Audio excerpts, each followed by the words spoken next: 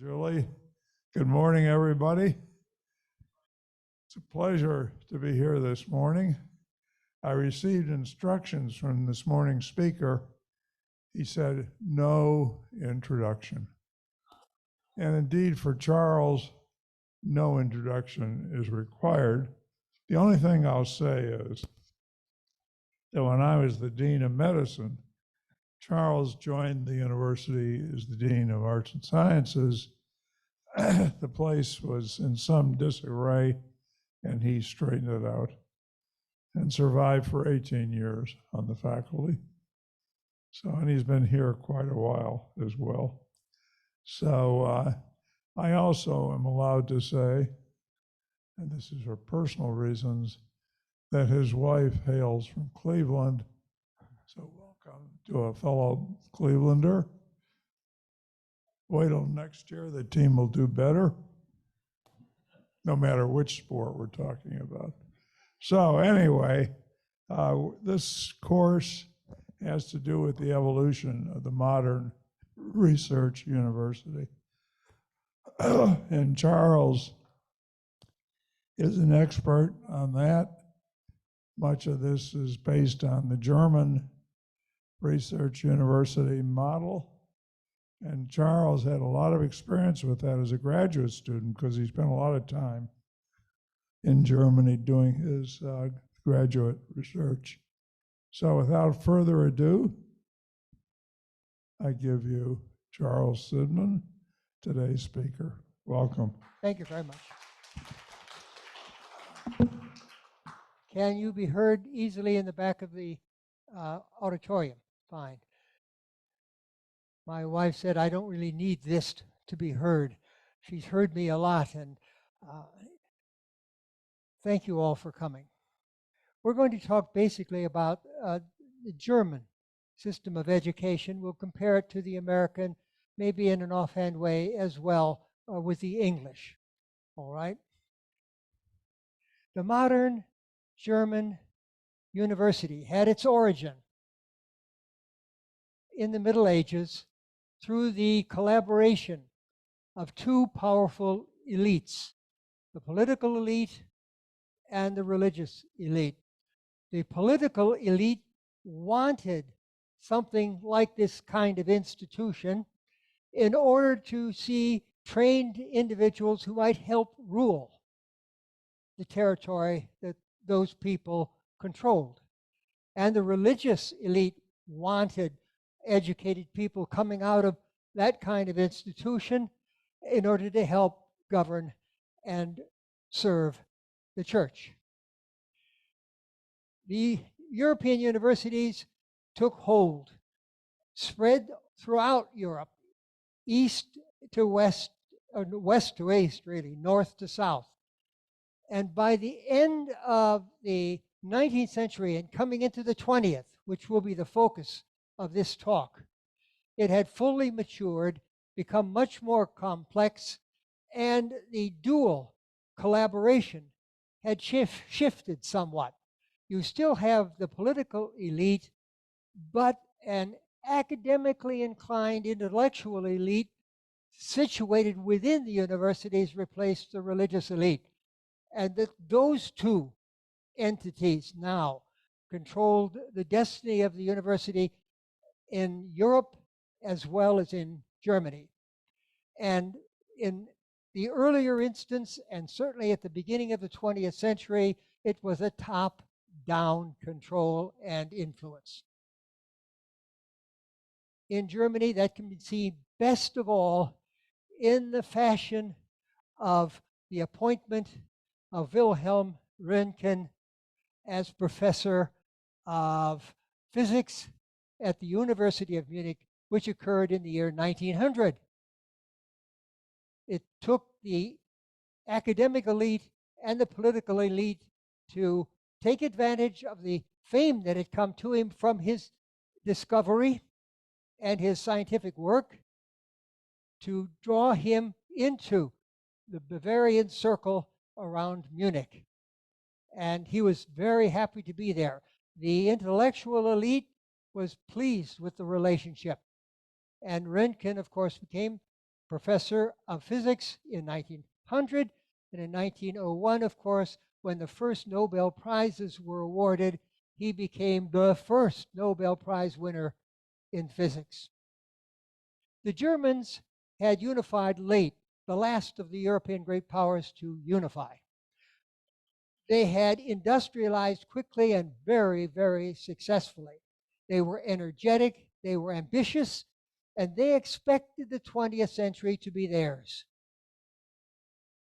Time was on their side, they thought, and the ability within the population drove them to push their own dominance over Europe, perhaps more so than they should have. And the 20th century proved to be a terrible disappointment to the Germans, as one disaster was overtaken by another, so that by 1945, the Germans had lost yet another war disastrously. Complete defeat. The country was occupied and divided into 4 zones. The government was taken out of the German hands and put into the hands of the people who occupied the military that occupied the country. The economy had been seriously deranged. The cities were devastated and in rubble because of the bombing campaign. The citizenry was, of course, almost numb because of what the war had done to the country and to their lives. Not to say that some of that, most of that probably, was their own fault, but I think the other powers in Europe had contributed to this European disarray. At any rate, the question was in 1945, what about the German universities that had done so well before?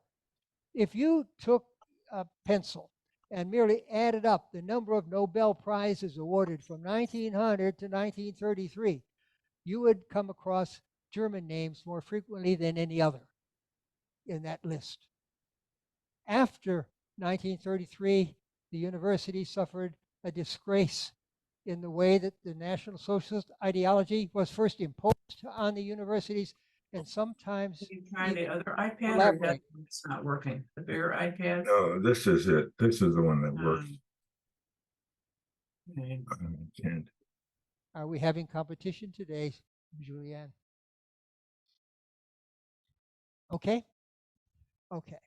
So the real question was that when the Germans could devote some time again to a reordering of their universities, what would the look of those universities be? How would they have changed?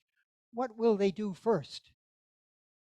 It's a very big question to answer, too big to try to range over the whole of Germany, either in time immediately or certainly in institutions. So we'll take the 1950s when the universities began to look normal again for the first time after the war. And we'll take the University of Tübingen as an example. Tübingen was one of the classic universities, a German phrase, was one of the classic universities in Germany. It was traditional, that is, it was a medieval university. But 5 of those medieval universities were considered to be classic because they were located in small towns along the western rim of the country from south to north. And the 5 in order from south to north were Freiburg, Tübingen, Heidelberg, Marburg, and Göttingen. They used to say about Tübingen that you didn't have a university in the town of Tübingen, that the town of Tübingen was the university. At any rate, the universities in the German system were all, at this time now, in the 50s, were all public universities. You did not have private universities in Germany. Secondly, because the German unification came so late and universities were established in Germany so much earlier, there were many more universities scattered about, and unlike in France, where France was centralized earlier no one university came to dominate the entire country. Paris dominated the academic scene in France, but in Germany, there were just many, many good to very good to excellent universities. And you have to remember that. In 1955, 6, and 7, say, the University of Tübingen had a, a little bit over 6,500 students. It was still very small. But remember now, in the early post-war years in the United States, the universities, public universities, were not that large, not the University of Florida, all right? And as part of the occupation in Germany, once the reorganization politically began to take hold, the two Swabian territories, Baden and Württemberg, were joined. They had never been before. So you now have not just Württemberg, where Tübingen is located, but you have Baden-Württemberg. And in Baden, you've got two of the classic universities, Freiburg and Heidelberg. So 3 of the 5 classic universities are in the Swabian Southwest. Okay? And with about 6,500 students, 62% approximately of those students came from Baden-Württemberg, 38% from outside the state. If you passed the qualifying examination, you were eligible and could enroll at any university in Germany. You might pass the examination is called an Abitur. If you could pass the Abitur in, say, Holstein in the north of Germany, you had to be admitted to the university in Württemberg, Tübingen. That doesn't say that they had to give you the major you wanted. You couldn't take the degree necessarily. It depends. Some of the fields in the German universities had a limit because of how much time individual senior professors could devote to managing their students. But you have to remember that you were eligible to join that faculty. And the German students in who came to the universities understood that. And they understood something else as well. Fred, in his talk last week, talked about the fact that there were faculties.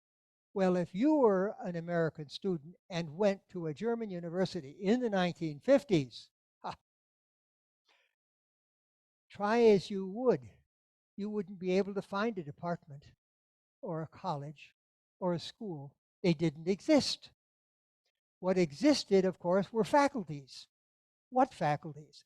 The traditional 4 faculties of the European university were theology, law, medicine, and die philosophische Fächer.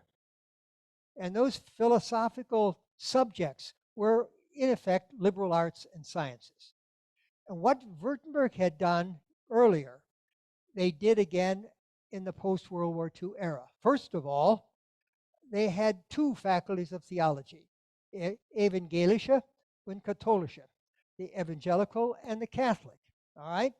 So you could study, if you will, Lutheranism in the one faculty and Catholic theology in the other. So that made, instead of 4, 5. As well, Württemberg was the first state to divide the liberal arts and sciences. And you have the philosophical faculty, which was basically liberal arts. The Germans were very slow to accept the academic importance of the social sciences. I mean, psychology, sociology, anthropology came late and were never as thoroughly supported as one would find in some other countries and university traditions. And the sciences were separated out and had their own faculty. All right.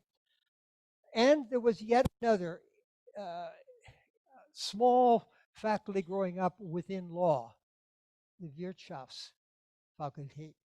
There was a business and economics faculty that was autonomous within the law faculty. Now, every one of those faculties that I talked about had a dean, decan, all right? And the university had a rector, the president or chancellor of the university. So they did have those. But you have to remember something. The deans and the rector were, of course, Ordentlicher.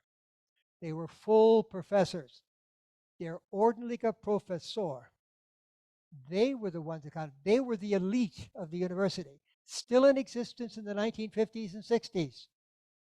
They were crucial to the way the university functioned. And the deans and the rector at the University of Tübingen in the 1950s and 60s, and this was generally true, and there were always a little variation here and there among the universities in other states, but still in all, this was the general rule now. They changed every semester. You were dean for one term and then went back. And something else that would astound people nowadays who knew something about academic administration, okay? The deans, the decan, and the rector taught a full course of study. They taught the courses they always taught and managed the students they always managed. What we're talking about here is the fact that you're not going to get very much change in the university system, reform, if you will, from the inside because of this arrangement. And the other factor is that the universities were the only institutions of higher learning in Germany at that time and from all of the previous times who could grant doctoral degrees. And the other thing you have to understand as well, there was no bachelor's degree or master's degree. You went to the university to take a doctor's degree or to pass a state examination, Abschlüsse, the completion. Okay, the Germans called it. They don't use that terminology now anymore, but in the 1950s they still did, which meant that if you were going to practice law, you had to pass a state examination to practice law. And while you were at the university, you took the doctorate. And the person who supervised your doctorate was the full professor only. Muted, so I don't know what else to do. There's a Okay. microphone. So the full professors were in control of the institution. They chaired the examination committees. They trained the doctoral students. So to take it back a step, in the United States, normally speaking, if you're at a party and you're not very well known to some of the people there, and it's an academic party, and they ask you, where did you go to school? I went to Hopkins, or I went to Harvard. It's the where question, all right? If you were in England and you were at a similar party, mixing with the people there, and they discovered that you were a university graduate, they would ask you, what did you study when you were at university? And you would say chemistry at Cambridge. And I got a first. All right. A first is top score. That is the way that you would hear the response there. In Germany, if you went to a similar party and you were not known there, they would not ask you where. They would not ask you what as their first question. They would ask you mit wem, with whom did you study? Yes, with whom? And it was enormously important then. It is still very important now. With whom did you study? So that, for instance, if you were an American trying to, studying or wanting to affiliate with a German university in the 1950s, you would need validation. One form of validation would be, all right, you have been awarded a Fulbright. With that kind of validation, you would be accepted. They would treat you as one of their own, but they want the validation. The East Germans didn't have that, by the way, in Germany during the 1950s. The West Germans did not trust them. And as a result, they made them go through the examination all over again and prove that they could pass it. And the examination was a very hard examination, oral as well as written. All right. So this is how the university was structured. So if you came into Germany to study, or if you were a youngster graduating from a gymnasium, and after the Abitur, you would come there, you couldn't find a department, so you would have to go to a professor, and you didn't go to a junior. The only professors who really mattered were the seniors, the ordinarian. Okay, and you had to go to them and say, "Would you accept me as a student in your field?" For instance, if you wanted to study modern history at the University of Tübingen in the 1950s, you had one professor, one senior professor who taught modern history, one who taught medieval history, one who taught ancient history, and that was it. Now, there were other courses available to take in the catalog, but these people were hired at different levels. And that's the other thing about the German universities, by the way. You did not climb the ladder if you were a faculty member. That is, be hired into as a university as an instructor or an assistant professor, and then make it to associate professor with tenure, and then finally, if things went well, become finally a full professor. In Germany, that did not happen. The people who were the Dozenten, as close as you can come to an equivalent of an assistant professor, were hired at that rank for that job, and that's what they did. The senior professor had earned his spurs in publication, and a doctorate was not enough. After you took your doctorate there, if you wanted a career in academic life, you had to publish another very substantial piece of work, whether in the sciences, medicine, law, it made no difference. Another very substantial.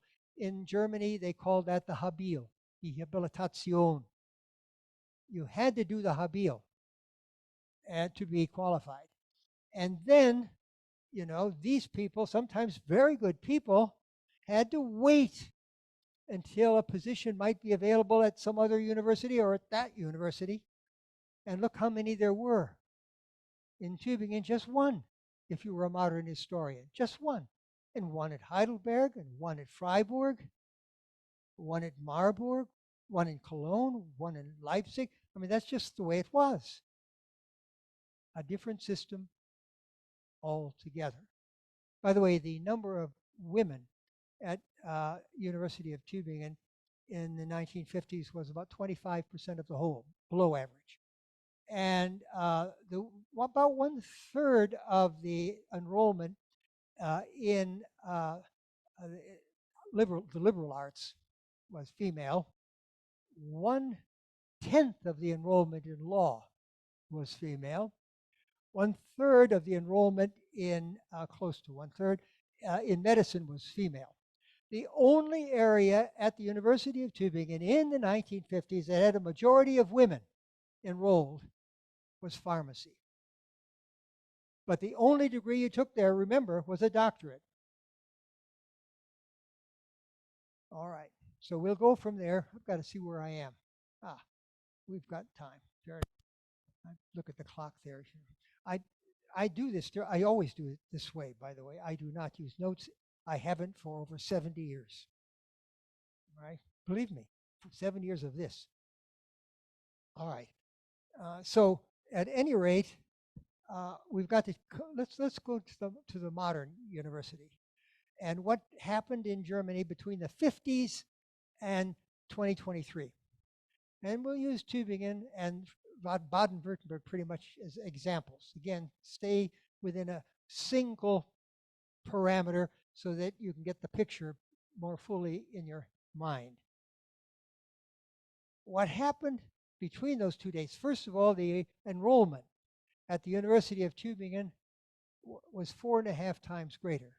It more than quadrupled to over 28,000 from 6,500 approximately. So the Germans did experience that growth. The number of full professors, by the way, did not grow disproportionately.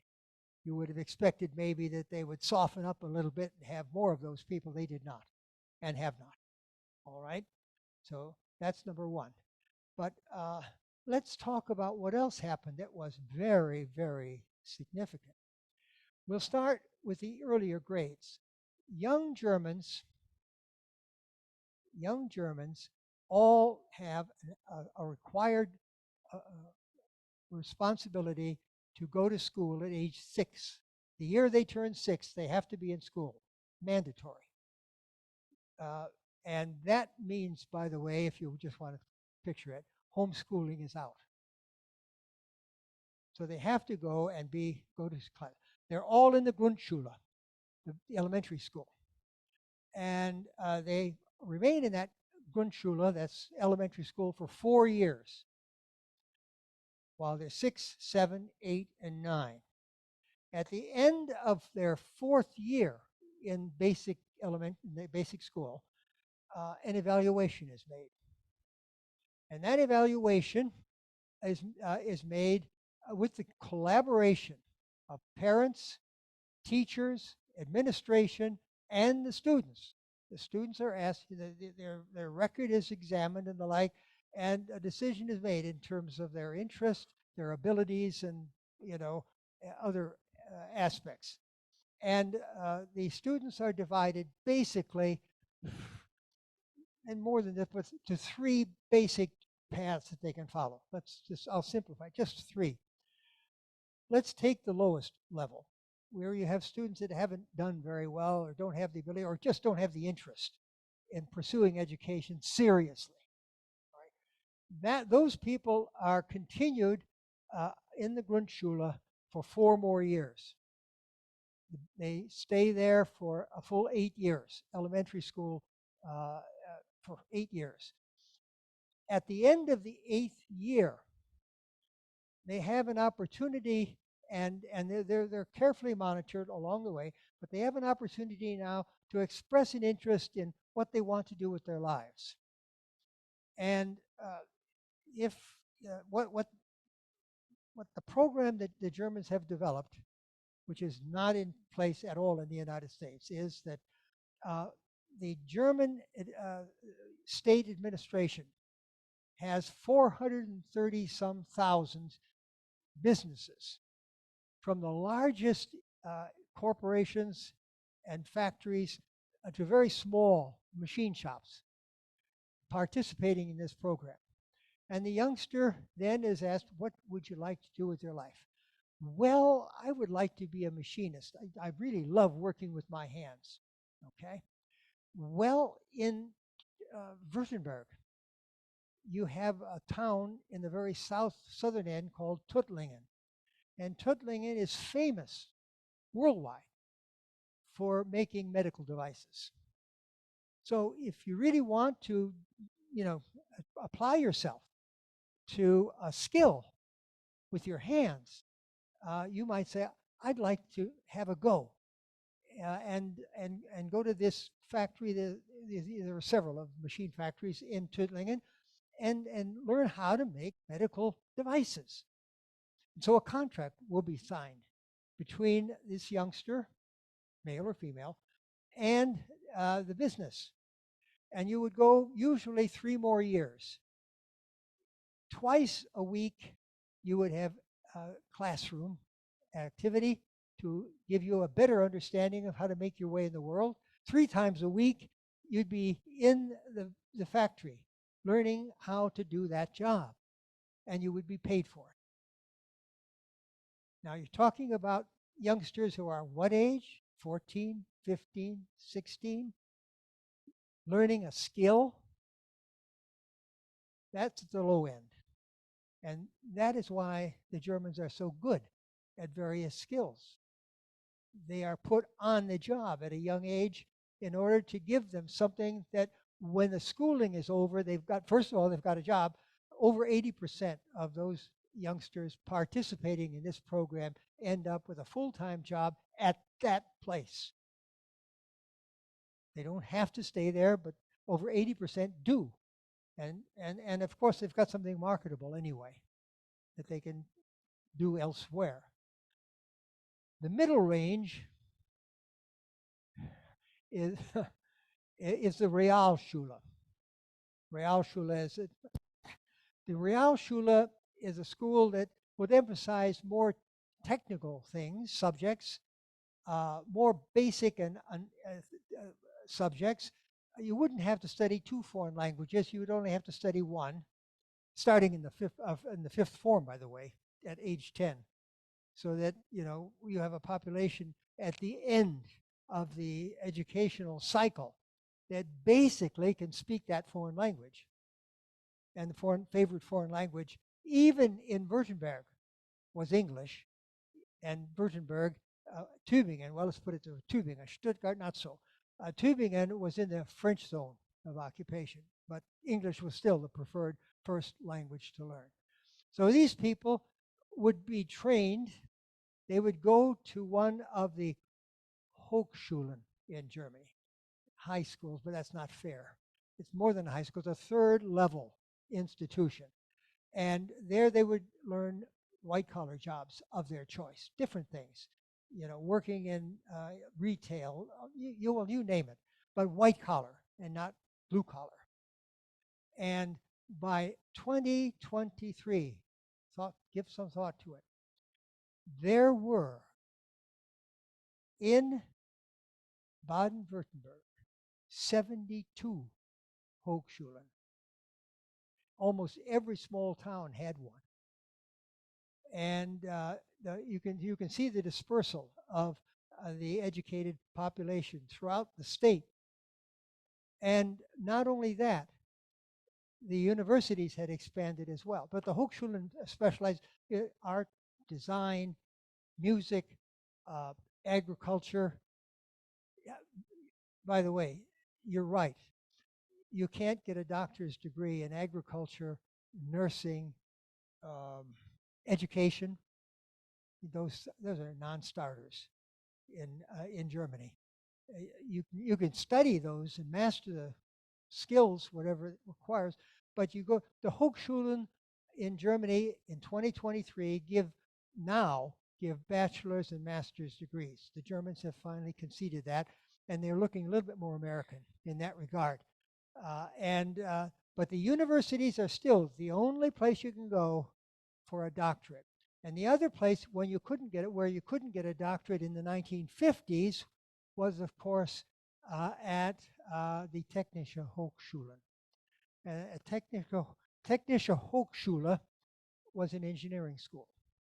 And where the universities were mostly located in small towns, the technical universities, or technical high schools as they called them in Germany, the technical high schools were located usually in the big city, the biggest city around. In Württemberg, that would be Stuttgart, 40 miles north of Tübingen, easy to reach on a short drive. That's the capital of Baden-Württemberg. But the nice thing about that, and these technical high schools were made into universities in 1967. So there was one of these in Württemberg and one in Baden. The Baden one is at Mannheim. So now instead of 3 universities, you've got 5. But in addition, they established 3 more universities. 4. 4, sorry. 4. 2 more in Württemberg and 2 in Baden. 2 in Württemberg were, for instance, Konstanz and Ulm, Hohenheim and Karlsruhe in Baden. So now you have 9 universities, all of whom now are qualified to do the doctorate. But these newer universities have specializations. Konstanz on Lake Konstanz, Bodensee, does the social sciences big time. Ulm does the sciences big time, but they're much more narrow in their focus. The classic universities have the breadth and the tradition, of course. And so now you have 9 universities, you have 72 other institutions of higher learning. Württemberg has a population, Baden-Württemberg has a population of about 11 million, half the population of Florida. Think about it. How many more opportunities are there, and the effort that was made to give people an opportunity to find their way somewhere in the system. There are shortcomings always. Making that decision at age 10, because passing the Abitur is not easy. and going to a gymnasium is almost for sure the necessary preparation for it. You attended the third source of student body. The largest single group of Germans now go to the Realschulen, that middle route, and they get white-collar jobs. And then you have the gymnasium. And the gymnasium train people for, really prepare people for the university, for the professions. Still, theology, law, medicine, humanities, and sciences. Okay, and and business now, because by 2023, the Wirtschafts people from the law school have their own organization. They have their own faculty. All right, so that's how that got spread out over time, and the sui generis. The full professors at German universities are research oriented. That's what they do. By the way, most of the students studying at a university in Germany would take about 4 courses per semester. You're supposed to graduate in 4 years. That is 8 semesters. Many of them put that off and graduate in 10 semesters or even 12 because they don't want to fail the Staatsexamen, and they need to get the doctorate along the way anyway. And the German universities now offer a bachelor's degree, a master's degree, as well as the full doctorate. Yeah, they still do. And you don't have to study under a university professor anymore. You can ask when you go there and you're doing your doctorate to have a committee chaired by a one of the senior professors, but containing other people too. The reason why, but having a single professor as your Doktorvater is still done in, I think, a majority of cases. It's hard to know exactly what the percentages are, but I think it's still done because of the other part of the function of a full professor. Because not only do you study under an individual, he also decides where you might be employed. All right? He knows the jobs in state government. He knows the academic positions available. By the way, you need a doctorate almost certainly to teach at a gymnasium. The gymnasium is almost, I would say, 100% staffed by faculty members who have gotten a doctorate degree. But you're not made to publish the way that somebody in the university cycle would be. All right, and so the university professor still has that influence. Shall I tell you? Well, I'll tell you one little story then about that. Being an outsider to Germany, yet having every time I went to Germany, of course, I was a Rotfels man. They knew under whom I studied. I didn't have to tell them. And they have a picture in their minds. They've read his books. And they've met him probably at functions. A very famous man indeed. All right, founding editor of the Journal of Modern History, Frühjahrsheftliche Zeitgeschichte. He founded that after the Second World War. Great man, lovely friend. But they always knew that. But then they wondered what I was doing always at Munich with the same kind of people at the University of Munich. Well, an outsider can make friends. An insider, it's harder. And I had a close friendship with the professor in history at the University of Munich, Karl Bosel. And Bosel used to stay with us. I had him here several times and had him in Kansas before I came here as well. Great man and good, very close friend. One time we were having dinner in Munich, the early 1980s. And, and he was a bit preoccupied. And I asked him, what is bothering you now? I could see that he wasn't as comfortable as he usually could be. And he said, well, I've got a problem. And it's there's no way I can I can come out of it without, hurting. I said, well, what is your problem? The problem is that there is an ordinary professorship available. at another university. And I have my very best student who's been, training with me. He's done his Habil. He's really ready to go. He is first class. You know him, Fred. You met him? Yeah, Carl Merkel. And Merkel was ready to go out into the field as a full professor from the university. He didn't climb any ladder, but he was ready. He was very talented. Carl, still alive. But Bosel also had another of his students, Fritz Prinz, who had the senior professorship at the University of Saarbrücken, and Fritz Prinz had a home in Munich. And every Sunday night, he had to take the train to Saarbrücken. Germans don't like to sell their home. They have a place. They're rooted. And he took the train from Munich and went to Saarbrücken, taught Monday, Tuesday, Wednesday, Thursday, Friday. After his last responsibilities had been met, on Friday, he'd take the train back to Munich, and he wanted to shorten that distance that he had to commute and to stay within Bavaria anyhow. And he said, so I've got the two of them competing for that job, and the people at Bamberg have said, your choice. Wouldn't you love that? Talk about a no-win situation. Well, he made his choice.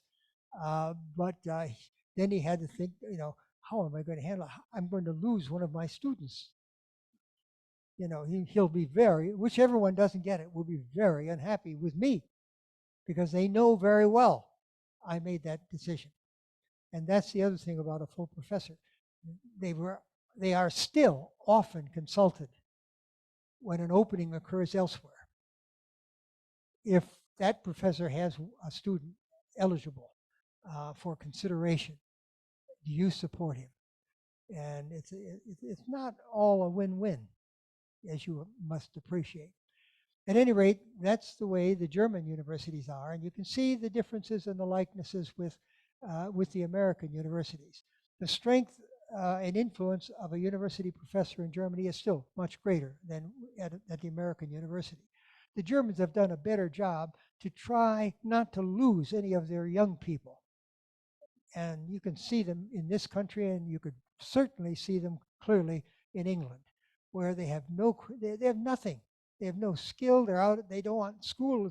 Has been a loss for them, and they should have been cared for better, really. And you can feel very badly about that. Well, the Germans are better at that. They organize everything anyway.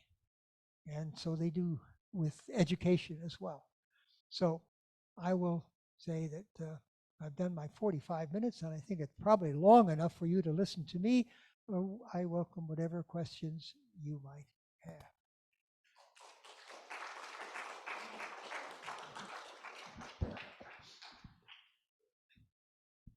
Yes, go ahead.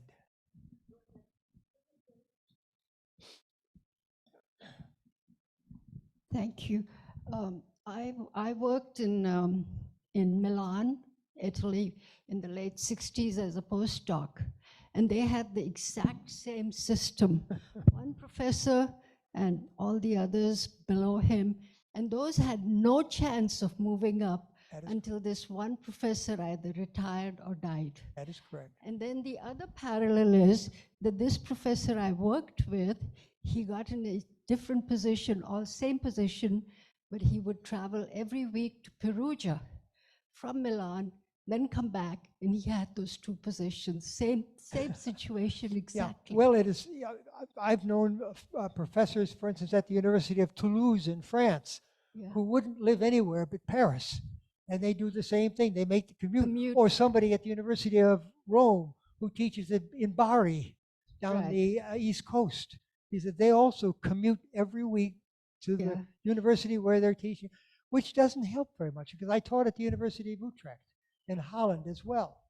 And you couldn't have a faculty party on weekends because the faculty members had gone back home, and home wasn't Utrecht. Yeah. This professor didn't give up his position in Milan. He kept both. Yeah. Yeah, and Very he good. was Thank the you. professor there.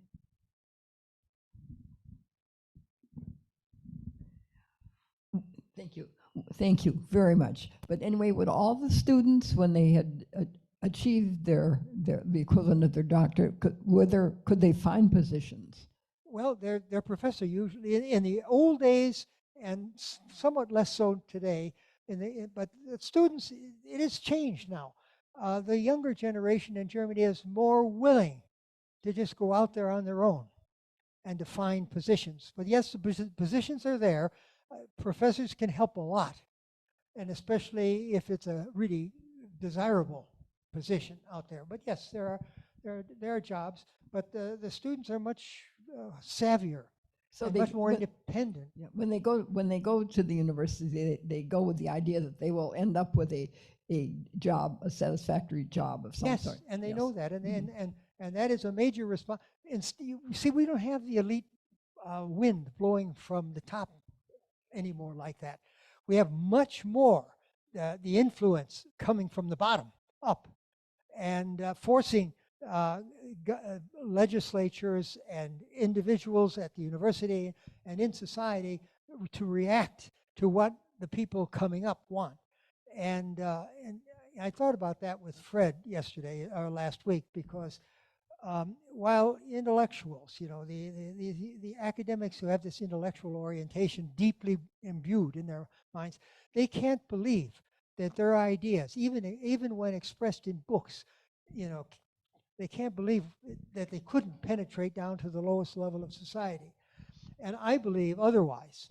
I think that the influences now are coming up from the bottom, with all of these people socially much more diverse than ever before, who want to change society because they want to live lives much more the way they want to do it, and not because of what the university system or the political structure may want to do to them. Thank you. Let's go to Zoom. Keith Berg, if you'd like to unmute and ask your question. Yes, great talk, Chuck. A question about the when young students make these choices of between the three, and parents and so on, make the choice between the three different routes they can take. What happens? The German word that is used to describe the process that now is standard in Germany is inclusion. Use the French word. Inclusion. They want to try to include all of the young people in all of these decisions, and all of the people who have an interest, whether familial or other school interest, in these youngsters. They want to bring them all into the discussion to make the best decision possible. I'm not saying they do it every time. I'm sure they don't. But the word that is popular in Germany today is inclusion. If the question is, if a student gets down the line a little way in one of these three, which I'm sorry, I can't, my abilities at German are very limited. How difficult is it for them to switch, or can they switch? The further along you go on one of the tracks, the harder it is to move. Simple. But it can be done, and it is done. That is, you may be in a Realschule and decide that you really do want to go to the university and take a doctorate and practice law or whatever.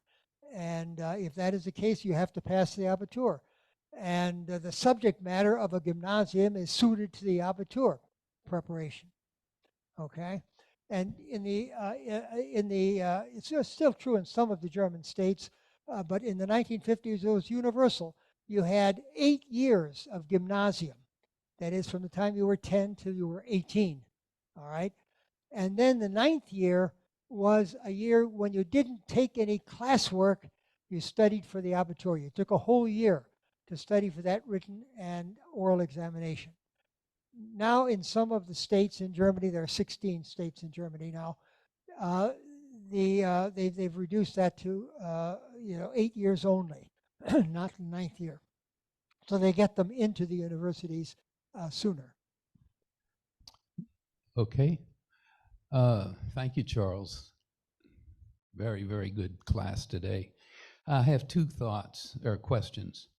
Looking back at the 30s and particularly in the 40s, were the schools, the public schools and the universities, were they affected by the extensive bombing by the Allied forces, or did the Allies try to spare the educational facilities that were full of children? And the second part of that is, we're aware of Hitler's social pushes and priorities. How did the education system survive under the dictatorship of Hitler and his strong arm tactics? Sure, yeah. Okay. To answer the first question, the head of the British Air Force during the World War II had a nickname. They called him Bomber Harris. Yeah, you remember that, yeah. And he believed in carpet bombing. He didn't care. It was like the way that Japan was bombed. You just drop the bombs and napalm, and you can destroy whole cities and civilian populations. Well, the V1, V2 rockets did the same thing to British sites as well. That the civilian population was drawn into the war in ways that civilians had never been subject to that kind of punishment before. That answers the first question. And all sides practiced indiscriminate warfare against civilians. I mean, the German invasion of Poland gives a terrible example of that. So that's one. The second is that the school system at every level in Germany was deeply compromised by National Socialist ideology. It, I mean, the Jewish teachers were, of course, certainly by 1935, they were excluded from the system altogether. And then if you weren't a sympathizer, you probably didn't have a place there either. It was very difficult to survive the National Socialist deprecations. They were bad. They were very bad. And that's why I wanted to talk about the 1950s. What would the Germans do now to recover from that? And it's a very, I have many friends. I used to have them. I'm too old now. My friends are in cemeteries in Germany. When I first went there, I was the young guy. All right. So if I was young when I first went there and made my academic friendships and got to know people everywhere, you can imagine now how many of those people are still alive. I mean, I have some good friends still, as Fred knows from the visit here that Karl Merkel made. He was the decon he's retired now, but at best, if I have a live friend, he's retired. And but still, the situation was extremely bad, and the question is, then what do you do with that situation? At the University of Tübingen had as its professor of physics, for instance, okay, in the 1930s, a man whose last name should strike a bell. His name was Geiger. Guess what he did? The Geiger counter. Okay, that was his. That invention, by the way, came when he was employed by Ernst Rutherford at Ernst Rutherford's laboratory at the University of Cambridge.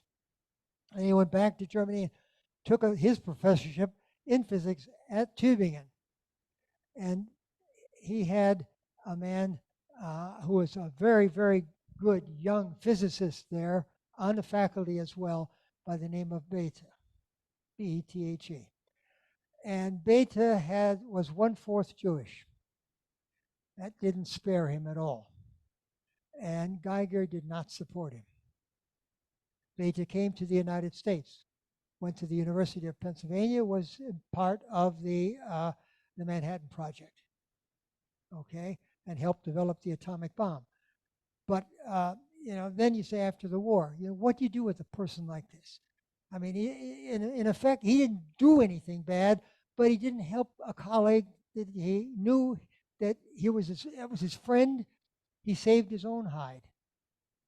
All right. And how far, you know, can somebody go like that and be excused? The great difference that I found was from another friend of mine, Eric Court. Eric Court was an academic lawyer in Germany. You may not know this, but before the Second World War, the Germans also were eligible for Rhodes scholarships. And Court was a Rhodes Scholar at Oxford. And after he finished, he went into German diplomatic service. When Hitler came to power, he was on the embassy staff in London. His friends in London told him, "You don't have to go back." You know, he was not married yet. He said, "You know, we'll take care of you. We'll find, you know, good employment." His English was always good, and no problem. And Court said, "No, I can't do that." He went back and had a position in the German Foreign Office under Ribbentrop, and made contact immediately with the leader of the German resistance, who was also the head of military intelligence in Germany, Oster, and worked underground to save as many people as he could save and to work against the regime as best he could. Okay? So he had very good credentials. When the attempt on Hitler's life was made in 1944, Court had already been sent away by Ribbentrop, who began to distrust him. He didn't think he could rely on Court anymore. And Court said, "Well, send me to Portugal," which was, of course, if anybody has seen movies about the Second World War, a wonderful place for spies during that time.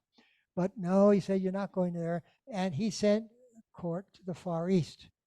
On Pearl Harbor Day, Court was the chargé d'affaires at the German embassy in Tokyo.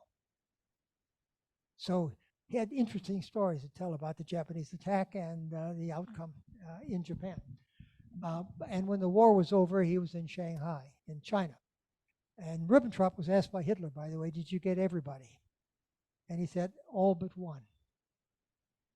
And when the war was over, the United States military took Court. They took him to Washington, D.C., and had him vet everybody that had a position of any importance at all in Germany, so that the United States would act a little more intelligently in deciding what to do with Germans.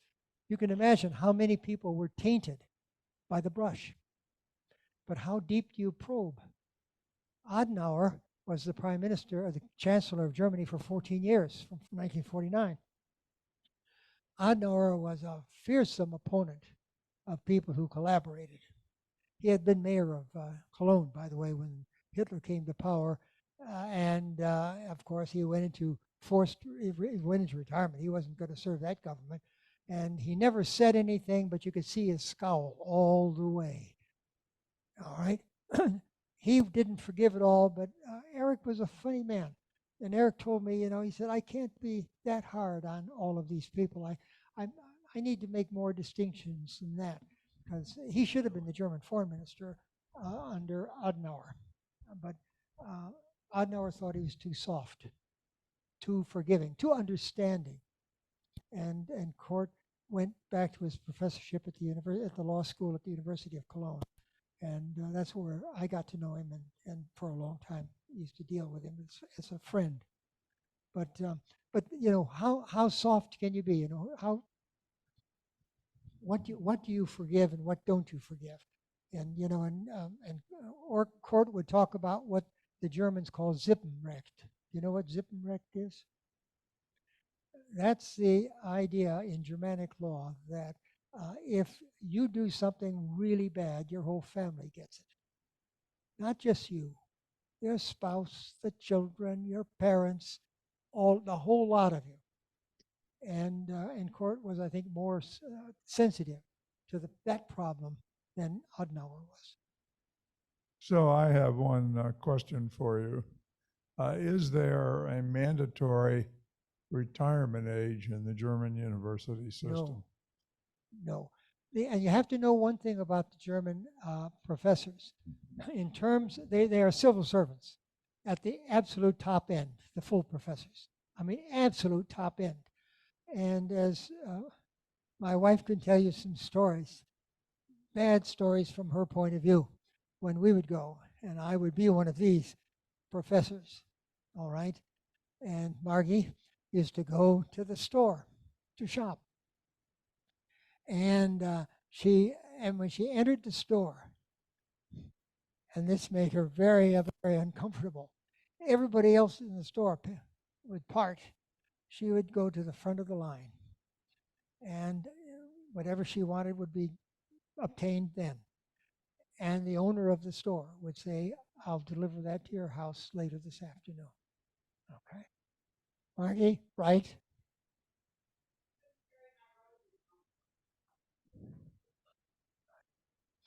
So you still have that, but the professor does have that status, and it's hard, for me. I had friends of mine who used to send their graduate students out, to the shoe store to pick up shoes for them and things like that. Well, you don't do things like that. But at any rate, the social strata are interesting to observe sometimes. So they don't retire. No, they don't. They don't have to retire, but they would. But they do normally. But Yeah, should I I? mean, I don't know how many people here know the last story. And I'm go.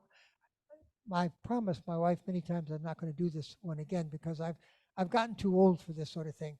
But I'll give you one more insight into at least our life in Germany. I studied at the University of Tübingen, and my professor was Hans Rothfels, and Rothfels was Jewish. This in the 1950s. Okay, he had been a professor before Hitler came to power. When Hitler came to power, he was not touched.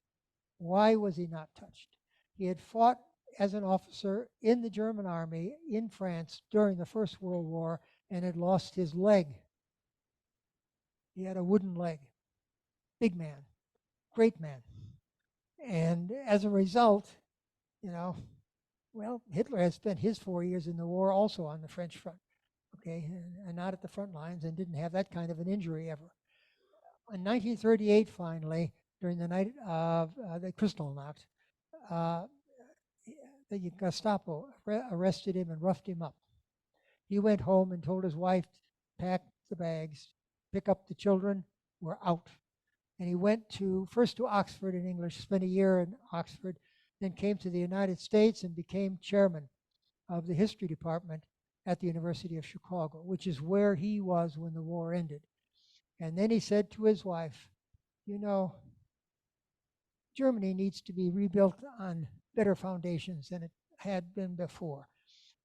I think we should go back. And he did. I don't think his wife was as keen on it as he was, but I had never heard him complain once about the treatment that he received. Never. He was, and I admire that in an individual. That that was just his story, and he wasn't going to impose it on anybody else. And and the final thing about it is going to his lecture, for instance. By the way, there are no examinations for the classes you take in Germany. You just take the final examination for the doctorate or the state examination. But at any rate, if you're sitting in a German classroom and the Germans want to show approval, which they did for Rothfels all the time, they knocked the wooden board in front of them. And you can hear that knock. And you know that they like that professor and approve of what he is saying. If they disapprove, and the man who had the chair, he was the ordinarius in politics, political science, had been a member of one of the political parties during Weimar. If they don't like what they're saying, you rub your feet on the wooden floor, and that can be heard. And I was in classrooms where both of that was done. Sometimes the knock, sometimes the rub. Well, thank you very much, Charles.